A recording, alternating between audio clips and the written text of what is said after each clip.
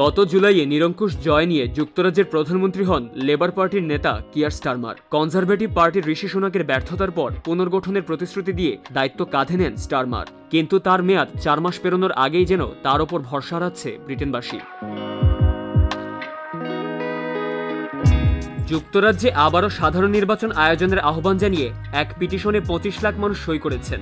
Labour সরকারের নীতি ও নির্বাচন পরবর্তী কার্যক্রম নিয়ে ব্যাপক অসন্তোষের বহিঃপ্রকাশ এই পিটিশন হলো কোনো বিষয়ে সমর্থন বা বিরোধিতা জানাতে একটি লিখিত আবেদন বা অনুরোধ, যেখানে জনগণের বা কোনো মানুষের সমর্থনের প্রমাণস্বরূপ সই নেওয়া হয়।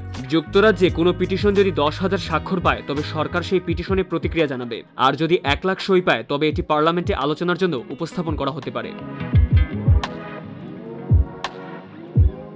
যুক্তরাজ্যে নতুন করে নির্বাচনের পিটিশনে লেখা হয়েছে, আমি আরেকটি সাধারণ নির্বাচন চাই। আমি বিশ্বাস করি বর্তমান লেবার সরকার তাদের নির্বাচন পূর্ব প্রতিশ্রুতি থেকে পিছিয়ে গেছে। সর্বশেষ আপডেটে দেখা যায় পিটিশনে 25 লাখ মানুষ সই করেছেন এবং সইয়ের সংখ্যা বেড়ে চলেছে।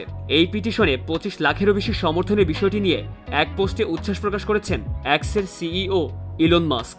যুক্তরাজ্যের সবচেয়ে সস্তা পাব ওয়াগন অ্যান্ড হর্সেস এর মালিক মাইকেল ওয়েস্টউড এই পিটিশনটি শুরু করেছিলেন। ওয়েস্টউড বলেন, তিনি কখনো কল্পনা করেননি যে মাস্ক তার পিটিশনটি শেয়ার করবেন। প্রতিশ্রুতি অনুযায়ী কিছুই হচ্ছে না অভিযোগ করে ওয়েস্টউড বলেন, ব্রিটেনের মানুষ এখন ক্লান্ত হয়ে পড়েছে। তারা দেখেছে যে আমেরিকায় কি ঘটেছে এবং আমি মনে করি এটি প্রভাব ফেলেছে। যদি মানুষ একত্রিত হয়ে ভোট দেয় তবে আমরা পরিবর্তন আনতে পারব। আন্তর্জাতিক বাজার গবেষণা ও জনমত জরিপ প্রতিষ্ঠান IPSOS এর একটি জরিপে দেখা যায়, চলতি বছরের শুরুতে সাধারণ নির্বাচনের পর লেবার সরকারের ভাগ্য দ্রুত খারাপ হয়েছে। প্রধানমন্ত্রী কিয়ার স্টারমারের জনপ্রিয়তা তীব্রভাবে হ্রাস পেয়েছে।